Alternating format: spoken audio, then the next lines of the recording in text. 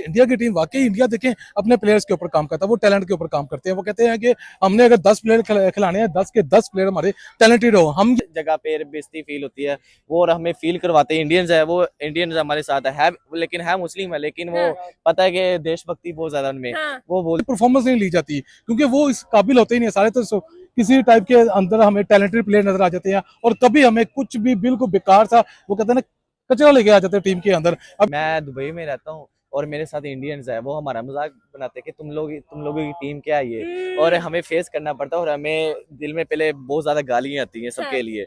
और दूसरी साइड पे इंडियन टीम आपको पता है पैशनेट है अपनी हेल्थ को लेके, अपनी गेम को लेके, तो वो लोग डेफिनेटली इसीलिए आगे और पाकिस्तान इसलिए पीछे। हमारे पास जो है वो बुमराह जैसा प्लेयर है ना, हमारे पास जो है वो हार्दिक पांड्या जैसा बड़ा यानी कि फिनिशर है, कोई है हमारे पास मिडिल ऑर्डर के अंदर कुछ भी नहीं है, लेकिन इंडिया के पास मौजूद है। हमारे पास नो डाउट शहीन पांड्या को देखते हैं, दुनिया का भी नंबर 1 ऑलराउंडर है, वो T20 में भी नंबर 1 है और वनडे में भी नंबर 1 है और इंडिया को दोनों में परफॉर्म करके दे रहा है। बोलते हैं कि यार क्या यार तुम लोगों की टीम क्या है, इनमें कुछ है ही नहीं, क्या बाबर आजम है, ऐसे ही बोलते हैं, क्या तुम्हारा बाबर आजम है, गाली दे के बोलते हैं। पहली बात है उसकी फिटनेस, मेरा ख्याल है पाकिस्तान में किसी ऐसे प्लेयर की फिटनेस नहीं होगी जिस तरह कोहली की। अगर आपने देखना ना कि इंडियन टीम सक्सेसफुल क्यों है, तो आप कोहली की लाइफ को स्टडी कर लो, कोहली की आप स्टैट्स देख लो, कोहली को देख लो, दैट्स इट। सबसे बड़ी बात है, हमारी टीम के अंदर बैलेंस कभी क्रिएट हुआ ही नहीं है। आप थ्रू आउट पाकिस्तान की क्रिकेट टीम की हिस्ट्री निकाल के देख लो, सिर्फ एक प्लेयर था जिसने बैलेंस क्रिएट किया था, वो हार्दिक पांड्या ने यह भी कहा था कि इंडिया एक ऐसी टीम है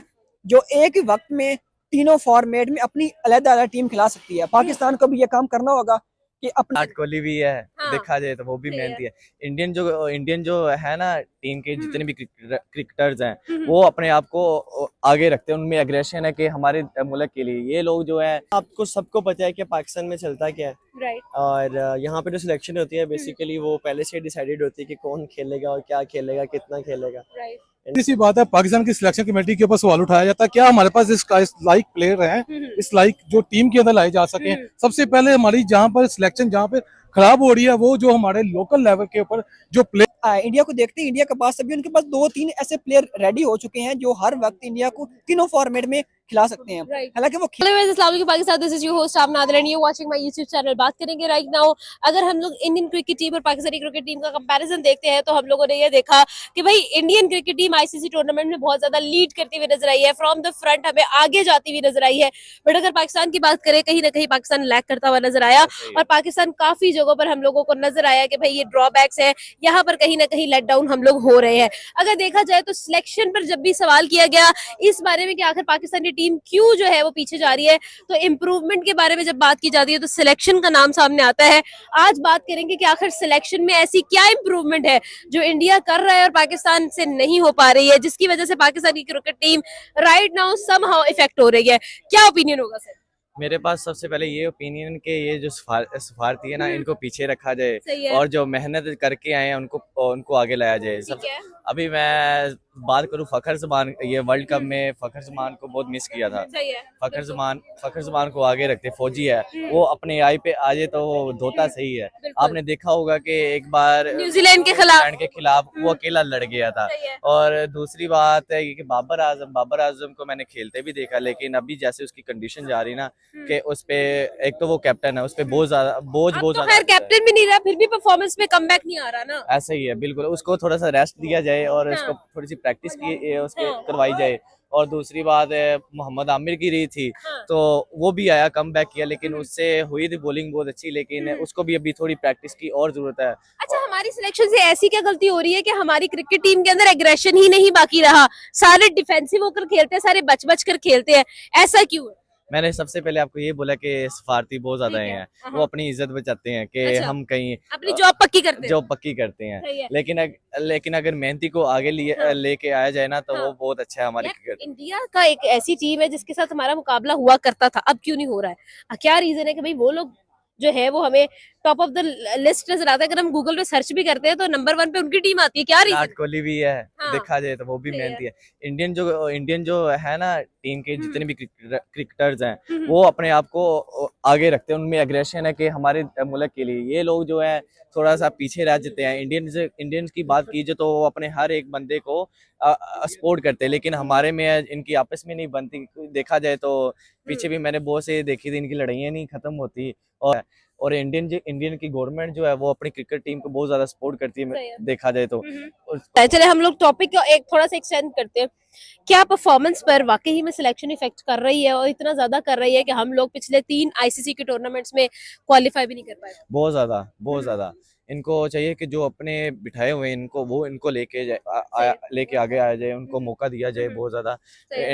मैंने देखा है कि इंडियन जो उनकी जो एक चश्मिश, उसका नाम चेयरमैन नहीं, नाम उनका ऐसे उनका चेयरमैन का नाम नहीं मुझे मालूम, लेकिन जैशा की बात कर रहे हैं? हाँ, हाँ। वो अपनी टीम्स को, उनका कोई बंदा नजर आता है ना कि उसकी बहुत अच्छी है, क्रिकेट अच्छी है, उसको आगे लेके आते हैं वो। बिल्कुल ऐसा ही है। लेकिन पाकिस्तान में ये नहीं है, पाकिस्तान में सिर्फ सिफारिश चलती है बहुत ज्यादा। तो अब मसला ये है कि क्या पाकिस्तानी क्रिकेट टीम इस सिलेक्शन के साथ कमबैक कर पाएगी? क्योंकि एक सिलेक्शन तो वही रहनी है ना। वही रहनी है। ठीक है, बात यहाँ पर ये आती है कि भाई ये सिलेक्शन है, भाई इस पे हम लोगों को, वो कहते हैं ना, कोड़ा घुट पीना पड़ेगा।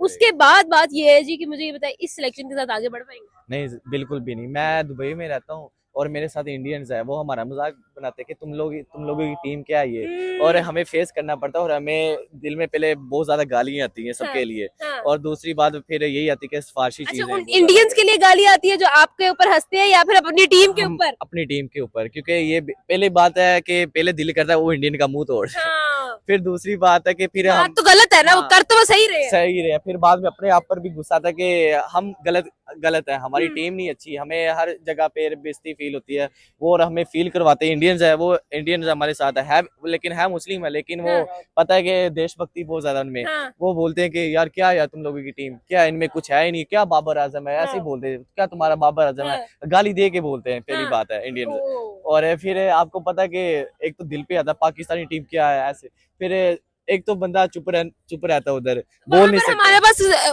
आर्ग्यू करने के लिए भी चीज नहीं हाँ। है। इन्होंने कुछ ऐसा भी नहीं दिया कि हम आर्ग्यू कर सकें। हाँ, और उसके बाद उनके पास बॉलर देखा जाए तो वो एक आया बुमराह आया।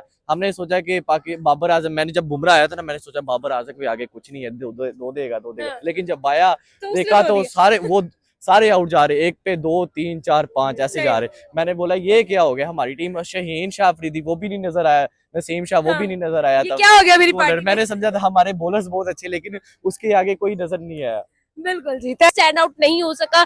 इवन अगर हम आईसीसी चैंपियंस ट्रॉफी की बात करें, जो कि लास्ट ईयर जिसके हम लोग डिफेंडिंग चैंपियंस थे, हम 5 दिन भी उसके अंदर नहीं रह पाए। हम लोग 5 दिन के अंदर अंदर भाई चैंपियंस ट्रॉफी से ही बाहर हो चुके थे। जब भी सवाल किया गया है कि हमारी टीम क्यों फेल कर रही है, तो जवाब आता है जी सिलेक्शन कमेटी, हमारी सिलेक्शन नहीं ठीक, हमारा स्क्वाड में मसला है, हमारा बैलेंस नहीं है। तो आखिर ये बैलेंस क्यों नहीं बन पा रहा है? क्या 3 आईसीसी टूर्नामेंट्स कम थे कि हम लोग ये चीज नहीं कर पाए हैं? आपका क्या ओपिनियन होगा? क्या रीजन है कि हमारे मिडिल ऑर्डर में हमें इश्यूज नजर आते हैं? हमारे अब कहीं ना कहीं जो है हमें पता चल रहा है कि क्या क्या फ्लॉज है जो आईसीसी टूर्नामेंट्स में हमें नजर आए। सवाल हमारा ये है कि एक साइड पर पाकिस्तान की टीम है, दूसरी साइड पर इंडिया की टीम है, जिसने उसी 3 टूर्नामेंट्स के अंदर फ्रंट से लीड किया है, एक फाइनल खेला है और 2 ट्रॉफीज लिफ्ट किया है। क्या ओपिनियन होगा? ओपिनियन में ये है कि हमारे सिलेक्शन कमेटी ने स्टेबल नहीं है, उसमें लोग काफी दिन ब दिन चेंज हो रहे हैं। ठीक है। हमारे जो भी टूर्नामेंट नया आता है उसमें हर बार हमारी सिलेक्शन कमेटी चेंज होती है। अगर आप कंपैरिजन इंडिया के साथ अगर कर रहे हैं ना, तो उनके तीनों सिलेक्शन कमेटी में सेम लोग ही थे। सही है। उनको पता था कि हमने इस बंदे को ये टूर्नामेंट खिलाया है और हमारे ये स्पेसिफिक प्लेयर हैं, इनको हमने ये T20 खिलाना है या वनडे खिलाना है या टेस्ट खिलाना है। उनको T20 में जीते, उनको T20 में मोस्टली प्लेयर उनके और वनडे में प्लेयर चेंजेस थे उनके। इसलिए पाकिस्तान जो है वो नहीं देख रहे, एक पे और पूरी सारी होती है, बॉलिंग लाइनअप पूरी और है, बैटिंग लाइनअप पूरी और है, एक तो वही सेम लोग हैं, बाकी जो लाइनअप में सारे प्लेयर हैं वो सारे चेंज हैं। चैंपियंस ट्रॉफी में देख ली, T20 वर्ल्ड कप में देख लें जो हुआ था यूएसए में, और जो T20 वर्ल्ड कप जो हुआ था जिसके अंदर है ऑस्ट्रेलिया के अंदर तो हुआ था, मींस के सभी की ना वो एक रेगुलर प्लेयर्स नहीं आ रहे, 2-3 प्लेयर मेन वही खेल रहे हैं, लेकिन बाकी सारे बहुत चेंज हो रहे हैं। जैसे अभी चैंपियन ट्रॉफी थी, इसमें बिल्कुल आइडिया नहीं था कि 2-3 प्लेयर्स इस तरह आए, जिस तरह खुशदिल शाह आया, नो डाउट उसने बाद में परफॉर्मेंस अच्छी दे दी थी, चैंपियन ट्रॉफी में अच्छा खेला बाकी निस्बत, लेकिन वो एक रेगुलर सीक्वेंस की तरह नहीं आ रहा था। फहीम अशरफ को देखिए, वही उसी का नाम लेने लगा था, फहीम अशरफ। पाकिस्तान ने अभी तक कोई ऐसा ऑलराउंडर बनाया ही नहीं जो मींस के फास्ट बॉलिंग ऑलराउंडर हो और जो अपने मुल्क को तीनों फॉर्मेट में प्रेजेंट कर सके। अगर हम दूसरी तरफ इंडिया को देखते हैं, इंडिया के पास अभी उनके पास 2-3 ऐसे प्लेयर रेडी हो चुके हैं जो हर वक्त इंडिया को तीनों फॉर्मेट में खिला सकते हैं। हालांकि वो खेल नहीं रहे लेकिन खेल सकते हैं। जिसका हार्दिक पांड्या को देखते हैं, दुनिया का भी नंबर 1 ऑलराउंडर है, वो T20 में भी नंबर 1 है और वनडे में नंबर 1 है। और इंडिया को दोनों में परफॉर्म करके दे रहा है। वो टेस्ट भी खेल सकता है, उसकी इतनी अच्छी फिटनेस है कि वो टेस्ट खेल सकता है।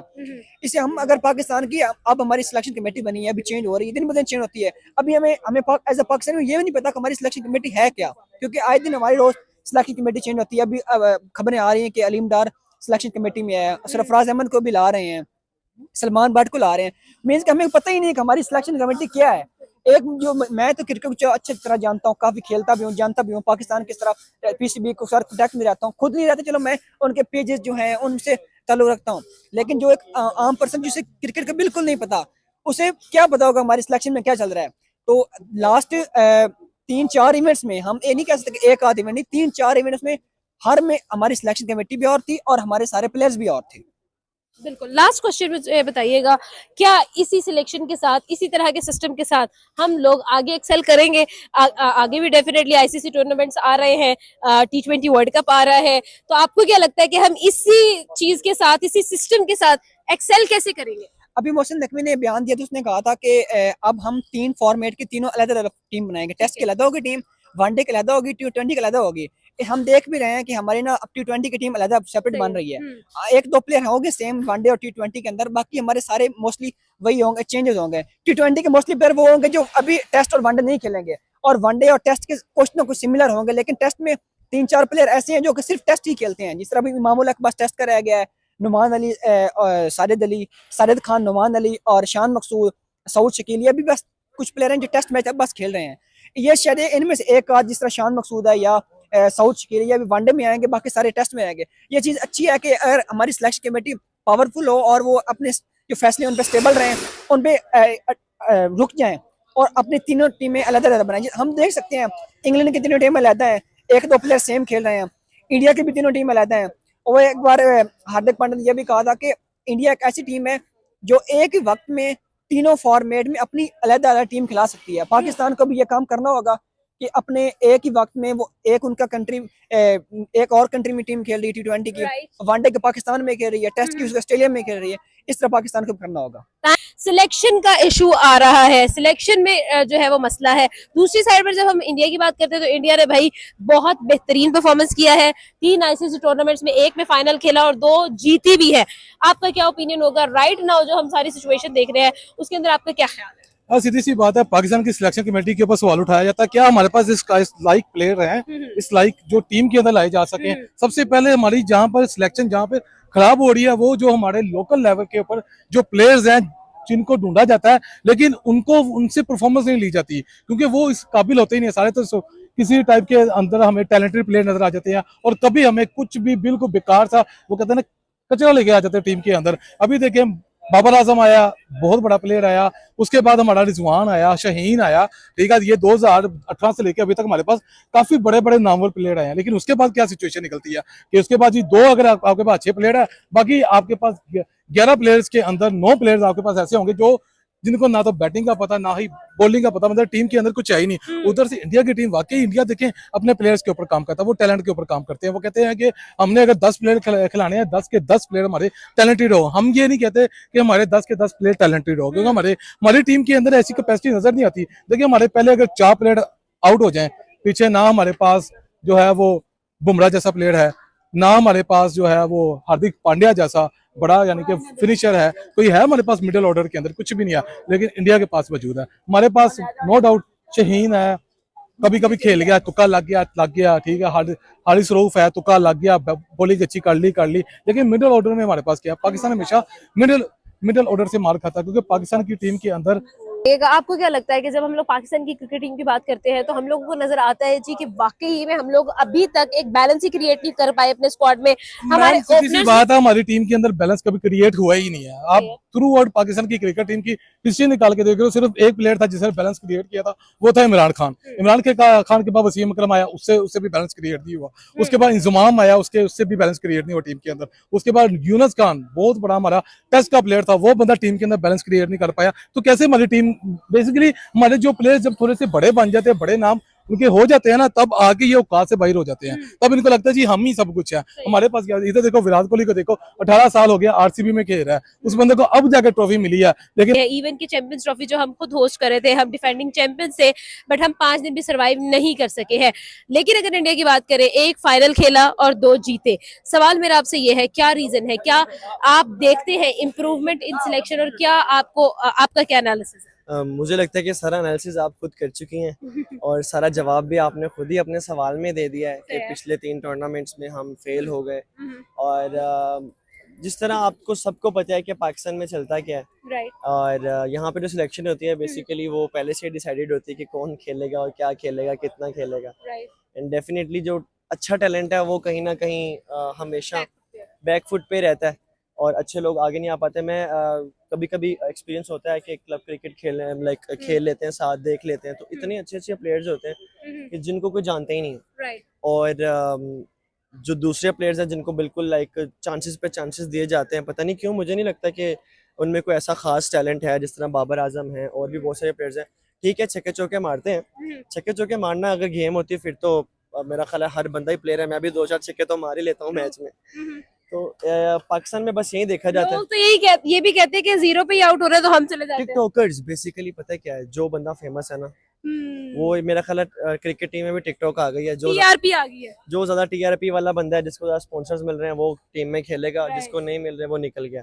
खेल का इधर सीन ही नहीं है। एग्जैक्टली। आई डोंट नो क्या बनेगा नेक्स्ट क्रिकेट टूर्नामेंट में। मे बी मेरा ख्याल है शायद हम वो क्वालीफायर्स खेल रहे हो। क्वालिफायर से बाहर हो जाए। अच्छा, पॉइंट यहाँ पर ये आता है कि अगर देखा जाए on the other spot, India की तरफ बात करें तो why they are performing so well, why they are leading from the front. अगर हम गूगल करते हैं, they are number 1 team in the world, why? Just because of Virat Kohli. आप सिर्फ डिसिप्लिन देखो। I guess he is 30 plus 35 plus 38 sir. 38 और उसकी fitness मेरा ख्याल है पाकिस्तान में किसी ऐसे प्लेयर की फिटनेस नहीं होगी जिस तरह कोहली की। कंसिस्टेंट परफॉर्मेंस नहीं है, बड़े मैचेस में प्ले करना, कोई स्टांस नहीं लेता। मतलब सबसे अगर आपने देखना ना कि इंडियन टीम सक्सेसफुल क्यों है, तो आप कोहली की लाइफ को स्टडी कर लो, कोहली की आप स्टैट्स देख लो, कोहली को देख लो, दैट्स इट। सबसे बड़ा आंसर वो है। पाकिस्तान में कोई ऐसा प्लेयर नहीं है, जितने भी हैं तो सिफारशी हैं। कोई एक आधा अगर अच्छा आ भी गया है तो उसको फेम ने खराब कर दिया है, पैसों ने खराब कर दिया है, वो आगे मोटा हो गया। बाबर को देख लो, वो अभी पिछले दिनों उसकी वीडियो वायरल हुई थी, ईद नमाज पढ़ते हुए लड़ पड़ा। मतलब परफॉर्मेंस इनकी जीरो और एटीट्यूड, ऐसे धक्के मारे हैं फैंस को ऐसे पता नहीं वर्ल्ड कप जीत के आ गए। सो बस यही हाल है इनके। लेकिन दूसरी साइड पे इंडियन टीम आपको पता है पैशनेट है अपनी हेल्थ को लेके, अपनी गेम को लेके, तो वो लोग डेफिनेटली इसीलिए आ गए और पाकिस्तान इसीलिए पीछे।